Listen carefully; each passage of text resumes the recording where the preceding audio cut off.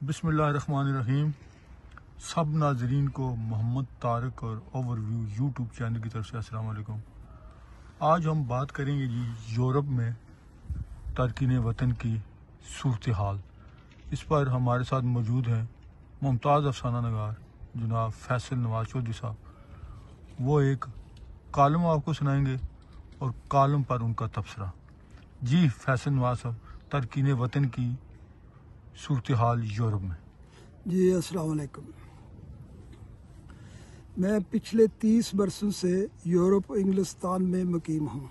Europe के हर मुल्क में आज से 25-30 साल कबल भी तारकीन वतन के ख़िलाफ़ नफ़रत मौजूद थी, लेकिन ये बहुत महदूद थी। गुज़श्ता 20 बरसों में ये नफ़रत और बेजारी बाकायदा तहरीकों की शक्ल इख्तियार कर चुकी है। अगले 20 बरसों का सोच कर ही खौफ आता है। चंद दिन पहले लंदन में तारकीन वतन के ख़िलाफ़ 1.5 लाख के करीब अवामी इज्तिमा का मुजाहरा किया, जिसमें बहुत सारे लोगों ने खिताब किया। इंग्लिस्तान में तकरीबन 16 लाख पाकिस्तानी और कश्मीरी आबाद हैं। इंडियन और बंगाली भी 20 लाख से ज़ायद हैं, और भी दीगर छोटी बड़ी कम्युनिटीज़ हैं। लेकिन जो रंग ढंग हमारी कम्युनिटी के हैं वो किसी और के नहीं। हालांकि दूसरी कम्युनिटीज़ के लोग भी मुसलमान हैं या मुख्तलिफ हवालों से जायज़ा लेते हैं, तो हमारी कम्युनिटी का आबादी के तनासब से जो हजम बनता है, प्रॉब्लम उससे कहीं ज़्यादा है। समाजी हवाले से 50-50, 60-60 साल गुजार कर भी अभी तक बरादरीज़म और फ़िरका वरायत में बुरी तरह गिरफ्तार हैं। तो आपके ख्याल में इस कॉलम में जो बात की गई है बरादरीज़म की यूरोप में, इसके बारे में थोड़ा सा आप अपना तबसरा करें। नॉर्वे में आए हुए तकरीबन 50 साल से ऊपर गुजर गए हैं, बल्कि पाकिस्तान से आए हुए 52 ईयर हो गए हैं। तो मैंने ये जो देखा है 1975 से नॉर्वे में, शुरू में तो चलो ठीक है, लोग सब बरादरीज़म ये वो, हमारे प्रॉब्लम कुछ इस तरह के, हमें अपने बहन भाइयों बरादरी में के साथ चलना पड़ता था। लेकिन आज 50 साल गुजरने के बाद हमारे वो प्रॉब्लम नहीं है जो सन 1975 में थे। अब हमारी औलादें जो हैं वो जवान हो चुकी हैं, उनके सोचने का, खाने पीने का, रहने का तौर तरीका बिल्कुल मुख्तलिफ है नॉर्वेजी सोसाइटी के साथ और अपने हमारे लोगों के साथ। बल्कि मैं कहता हूँ हम नॉर्वेजियनों से ज़्यादा नॉर्वेजियन हैं। आज जो 2025 में आप लोगों की शादियाँ देख लें, किसी शादी हाल में जाएं, वहाँ तो आपको, मैं पिछले दिनों गया हूँ, 1000 आदमी मिला है।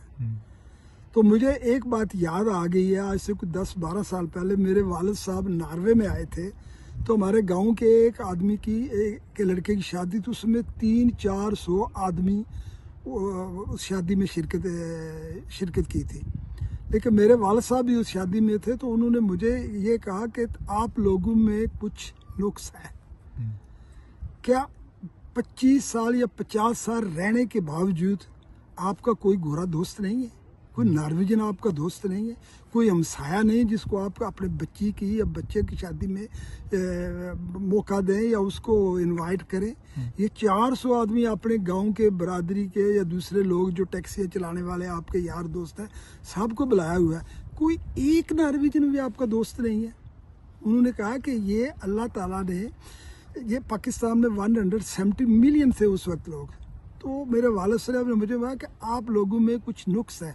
नॉर्वे में जो 30,000, 32,000, 37,000 पाकिस्तानी, इनके अंदर कोई नुक्स है। अल्लाह ताला ने आपको मुंतखब किया है, आपको नॉर्वे भेजा है, हर तरह की सहूलत दी। आप लोगों को कुछ थोड़ी तब्दीली अपने अंदर लानी चाहिए।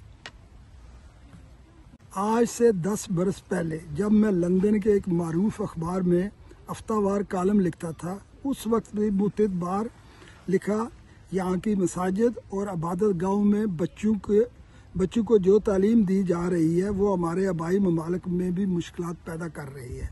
उन मगरबी ममालिक में तो हमारे मुस्तकबिल के लिए ज़हर कातिल है। मसलन बच्चों को ये पढ़ाया जा रहा है कि नजासत की कितनी किस्में हैं। जवाब में लिखा है नंबर 1 कुत्ता, नंबर 2 खंजीर, नंबर 3 काफिर। यानी कुत्ता, खंजीर और इंसान बराबर हुए। अरबी बुरकों और मर्दाना बदवी जब्बों की तादाद में रोज़ बरोज़ इजाफा हो रहा है। एक बरतानवी मुसन्फ़ा ने अपनी किताब में लिखा है कि मैं शहर में ऐसी बुरका पोश औरतों और जब्बा बरादर मर्दों को घूमते फिरते देखती हूँ जो गैर मुहर्रमों से बात नहीं करते, तो परेशान हो जाती हूँ कि हमारे बाओ अजदाद ने सदियों की जद्दोजहद से जो इंसानी तहजीब परवान चढ़ाई थी वो यूं बर्बाद हो रही है। अब तो मुहर्रम के जुलूस जुल्जना के साथ साथ ईद मिलाद नबी के जुलूस भी बरामद हो रहे हैं और शरीयत नाफिज करने के मुतालबात के पम्फलेट और स्टिकर तकसीम होते हैं। बात ये है कि देखिए ना, अब हमें आए हुए 50 साल गुजर गए हैं। ये जो हमें किताबों में पढ़ाया जाता है, ये जो लंदन की एक अखबार में लिखा हुआ है, जो लंदन में या बरतानिया की किताबों में मस्जिदों में ये जो पढ़ाया जाता है, इससे हमारे बच्चे क्या असरात लेते हैं, उनके ज़हन पर किस तरह के असरात मुरतब होते हैं, वो क्या सोचते हैं। ये मेरे हिसाब से, मैं एक दफ़ा वो यहाँ नॉर्वे में भी हर साल जो है वो ईद मिलाद नबी का जुलूस निकलता है। मैं एक दफ़ा गया हूँ मुहर्रम में ईद मिलाद नबी का जुलूस, हाँ दोनों को निकालते हैं। तो मैं ये नहीं कहता कि मुझे अच्छा नहीं लगता, लेकिन मैं कहता हम खाली गलियों में नारे लगाकर किसको सुना रहे हैं। ये जो प्रोग्राम होता है 2 दिन रख ले, 3 दिन रख ले, 4 दिन रख ले, ये आप लोग मस्जिद के अंदर रखिए। मस्जिद के अंदर जो नई पौध है, जो हमारी औरतें हैं, बच्चे हैं, या वो लोग जिनको इस्लाम की कुछ खबर नहीं क्या है।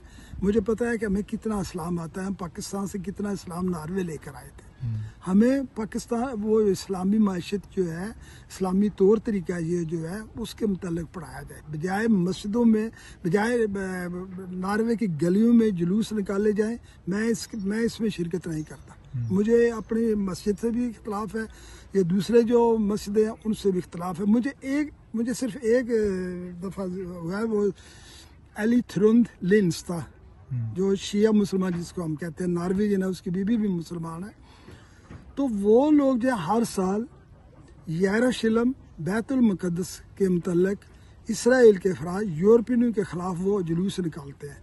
तो मैं चाहता हूँ कि आप जितनी हमारी मस्जिद है उस जुलूस में शामिल हो। अगर वो 500 आदमी हैं, आप शामिल हो, तो 5000 का जुलूस हो जाए, 10,000 का जुलूस हो जाए, बजाय अकेले जुलूस निकालना ईद उल मिलाद नबी में, मुहर्रम में, या और कोई होता है।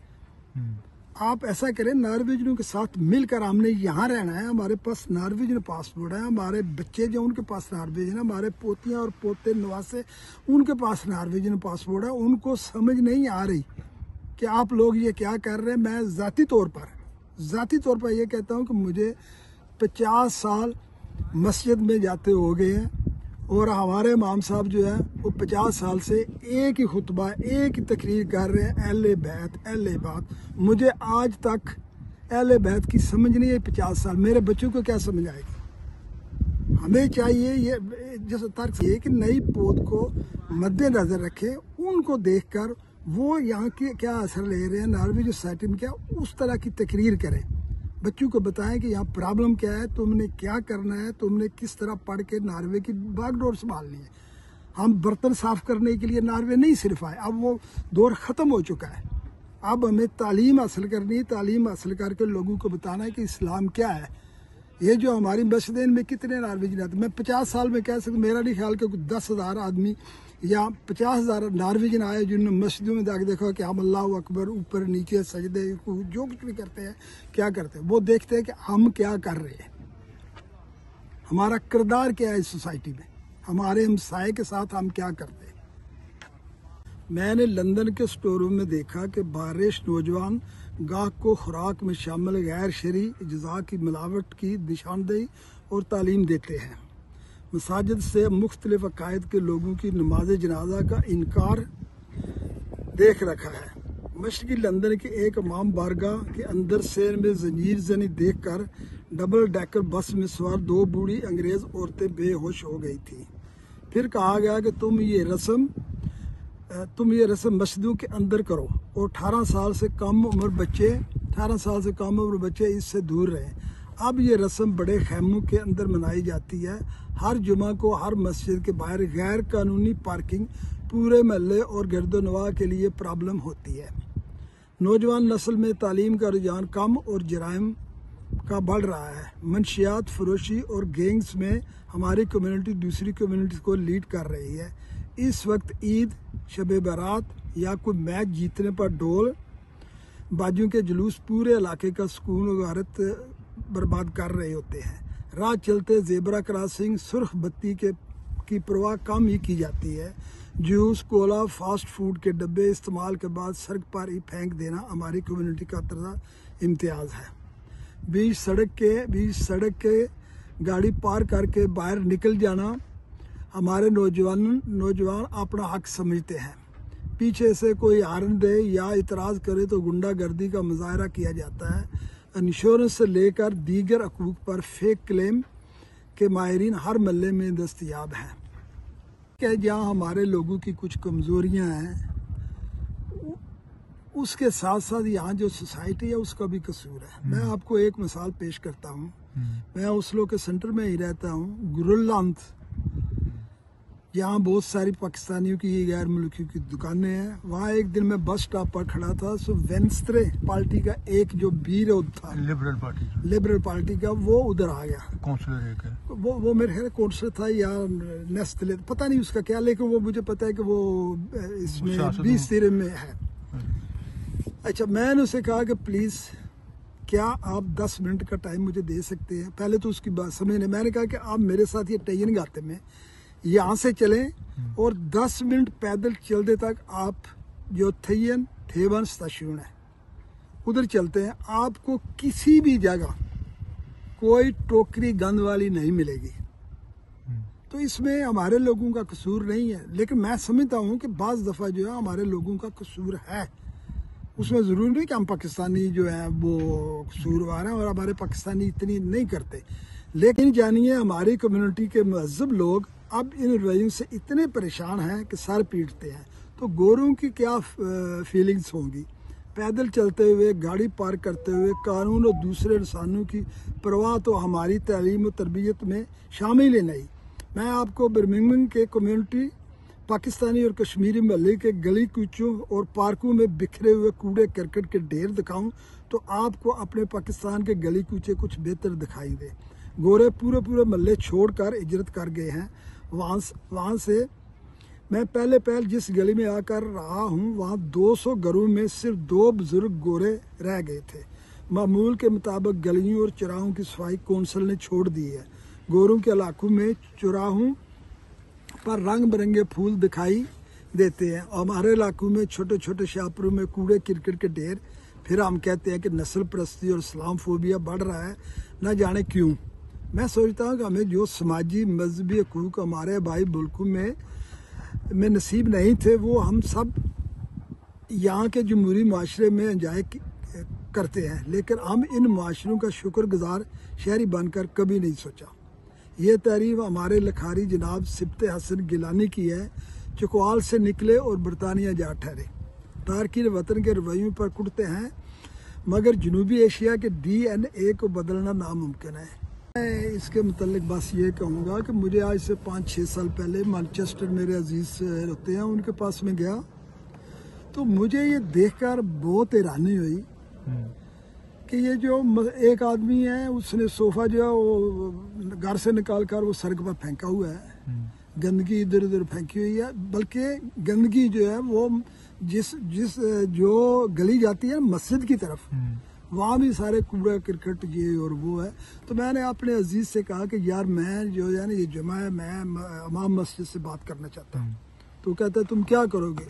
तो मैंने उससे कहा कि मैं सिर्फ इमाम मस्जिद कहूँगा कि जुमे के बाद आपने यहाँ खड़े होना है, सब नमाजियों के साथ लेकर इस गली से जाना है, जो गंद है वो उठा के आपने टोकरी में फेंकना है। तो वो कहने लगा कि आप हमें यहाँ से निकालना चाहते हैं। तो मैंने कहा ये नहीं है यार, तकरीबन जिस मकान में मैं रह रहा, तकरीबन 100 मीटर के बाद जो है 100 मीटर के बाद वो एक मस्जिद थी, लेकिन बाएं तरफ गया हूँ तो मेरे ख्याल कोई 100 ही मीटर होगी या 150 मीटर होगा, वहाँ एक और मस्जिद थी। 300-400-500 मीटर आधा फरलांग जाए तो वहाँ एक और मस्जिद थी। और मुझे वहाँ भी कोई गोरा, मैंने पूरे एक हफ्ते मैंने एक गोरा नहीं वहाँ देखा, एक भी।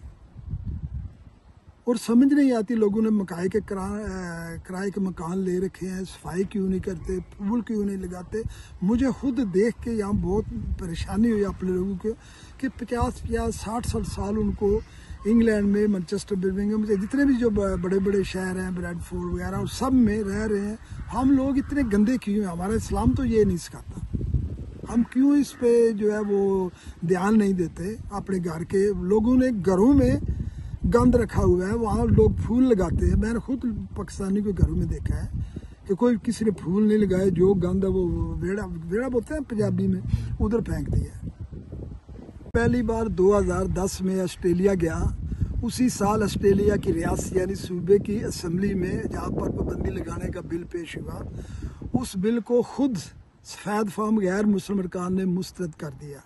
बजाय इसके कि ऑस्ट्रेलिया वालों के इस अमल की तारीफ और तहसीन होती, सिडनी के इलाके लखखंबा में मुसलमानों का बहुत बड़ा इज्तिमा हुआ।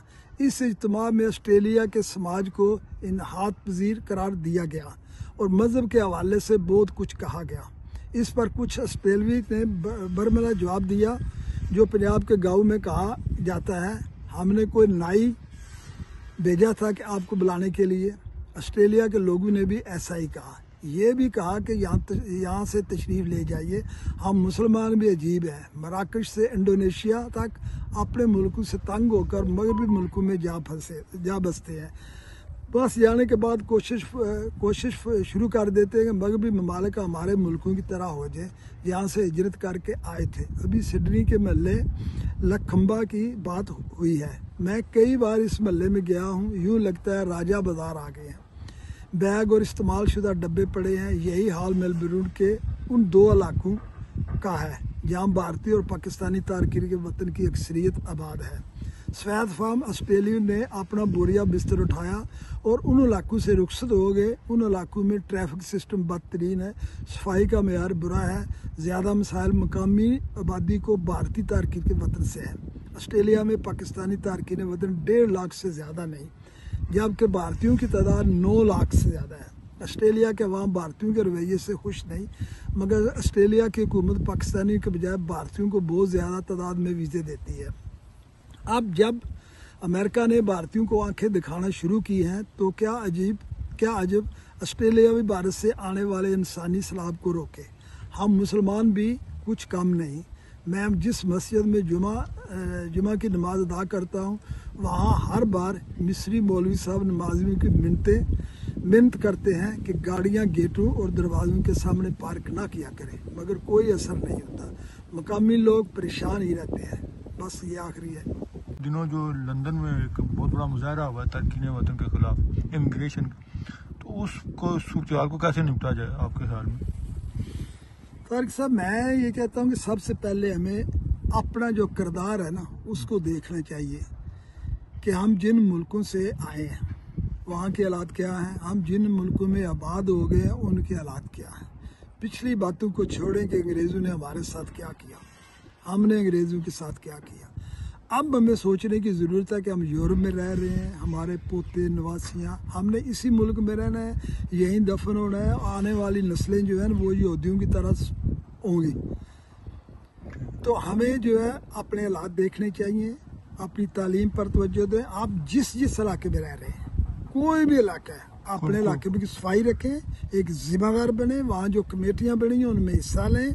वोट जो होते हैं कमेटियों में, वहाँ भी हिस्सा, जो सोसाइटियाँ जो हैं, जिस तरह यहाँ होती है, क्या बोलते हैं उसको, बुरस्लाग, उसमें हिस्सा लें, अपना वोट डालें, अपनी कदर करें, अपनी इज्जत बढ़ाएं।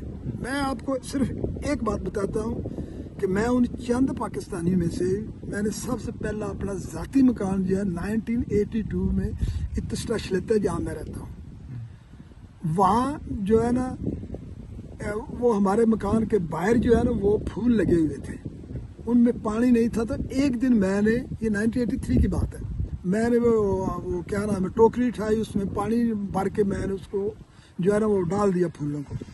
दूसरे दिन जो है ना वो एक नार्वेजियन बूढ़ी उधर खड़ी थी बारी के अंदर, वो बाहर निकल आई, तो वो उसने कहा कि आपका बहुत बहुत शुक्रिया कि आपने ये बहुत अच्छा काम किया। वो दिन और आज का दिन मुझे वो 45 ईयर हो गया, वो मकान लिए। मुझे आज तक किसी आदमी ने जो है वो शिकायत कंप्लेन या शिकायत नहीं की कि आप ये हैं। आप जिस जगह रहते हैं जिम्मेदारी का सबूत दें। मैं ओस्लो में रहता हूँ, मैं तमाम पाकिस्तानी जो ओस्लो में रहते हैं उनसे गुजारिश करूँगा कि अपना गंद अपने दरवाजे के बाहर मत रखें। हमारे लोग कहते हैं वो जो प्लास्टिक से होता है जब बाहर जाता है उसको उठा के अपना जो होता है वो दिन का गेट है उसके बाहर रखें। नहीं, हम 8 घंटे काम करते हैं, अगर ओवर टाइम मिले 4-5 घंटे और भी लगाते हैं, उसको ले गंद वाली टोकरी में जाकर डालें, बाहर दरवाजे के सामने मत रखें।